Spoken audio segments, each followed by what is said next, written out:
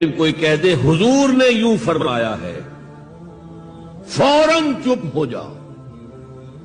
اب اگر کہا نہیں میرا خیال یہ، اب گویا کہ یہ حضور کی آواز سے آپ نے اپنی آواز اونچی کر دی، اپنا فکر، اپنا فلسفہ، اپنا فہم، اپنی سوچ، اپنی عقل۔ ہاں بعد میں تحقیق کر لو، یہ جو کہا تھا کہ حضور نے فرمایا، فرمایا بھی ہے کہ نہیں ہے، حدیث صحیح ہے کہ نہیں ہے، مستند ہے کہ نہیں ہے، لیکن اس وقت آواز بند کر لینا لازم ہوگا کہ اس کے بعد اقول نہیں کہہ سکتا میں یہ کہتا ہوں۔ اس کا تو مطلب یہ کہ آپ مد مقابل بن کر رسول کے آ رہے ہیں۔ لا ترفعوا اصواتکم فوق صوت النبی ولا تجهروا له بالقول كجهر بعضكم لبعض ان تحبط اعمالكم وانتم لا تشعرون۔ صحابہ کے بارے میں آپ نے سنا ہوگا کہ حضور کی محفل میں ایسے بیٹھے ہوتے تھے ساکت و صامت،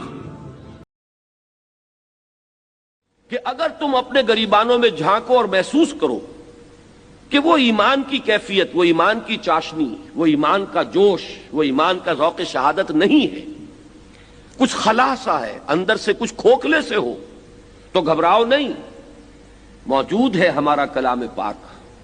هو الذی ينزل على عبده آیات بینات لیخرجکم من الظلمات الى النور وان اللہ بکم لرؤوف الرحیم۔ ہم نے اپنے بندے پر صلی اللہ علیہ وسلم یہ آیات بینات کس لیے نازل کی ہیں؟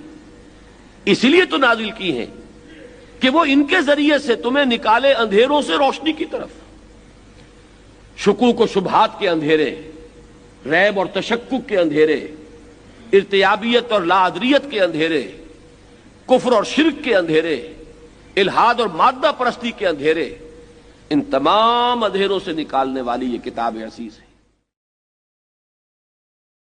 آخری چیز ہے، اس کے بعد بھی اگر آنکھ نہیں کھلتی کسی انسان کی تو میں نہیں سمجھتا کہ وہ اپنے گرد اس نے جو یہ فلا تزکوا انفسکم، اس نے جو اپنے گرد تزکیہ نفس کا ایک مصنوعی حالہ بنا لیا ہے، کبھی بھی وہ اس حالے سے نکل سکے گا اگر اس حدیث سے بھی آنکھ نہ کھلی۔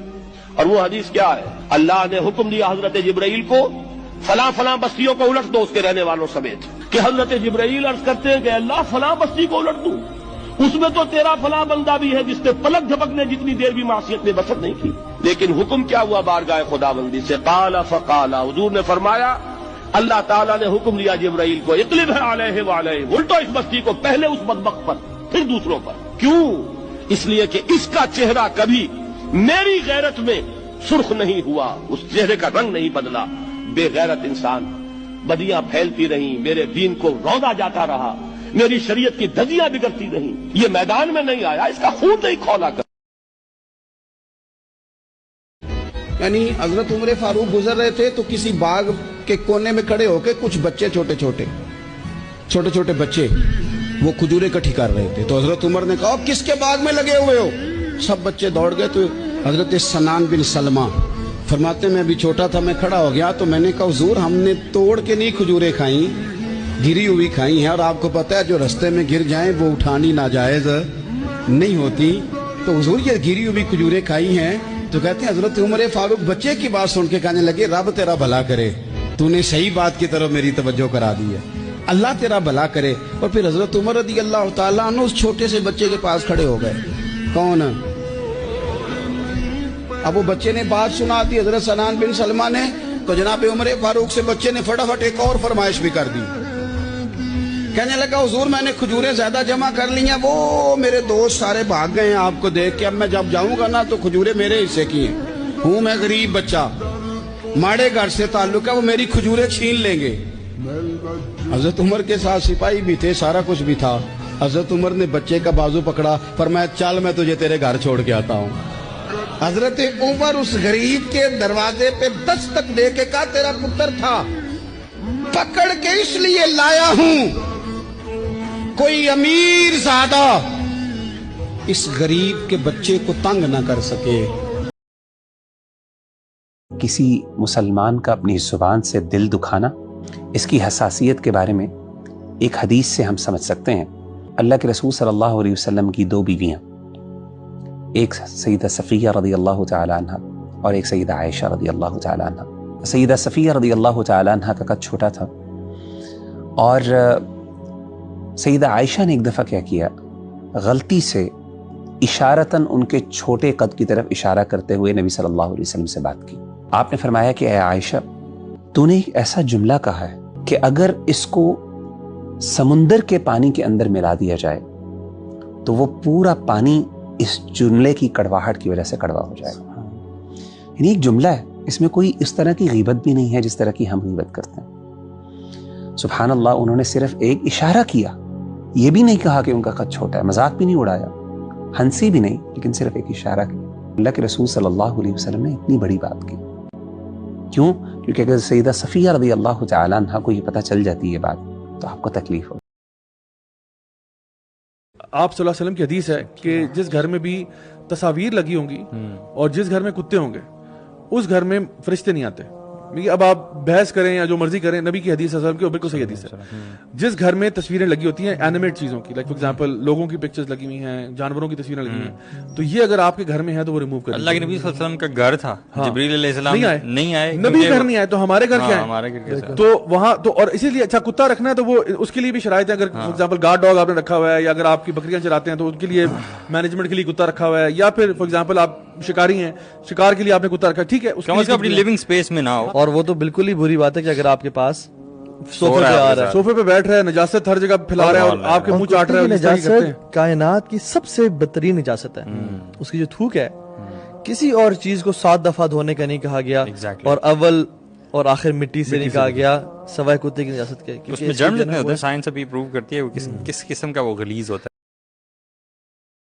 और जब रसूलुल्लाह ने मुआज बिन जबल को यमन भेजना था, और क्या ही खूबसूरत नसीहत की। फरमाते हैं, ए मुआज, अल्लाह की नाफरमानी से बचना तुम जहाँ कहीं भी हो, और जब भी कोई गुनाह हो जाए तो फौरन से नेकी कर लेना, वो उस गुनाह को मिटा देगी। और फिर फरमाया, नमाज ऐसे पढ़ना जैसे कि वो तुम्हारी आखिरी नमाज हो।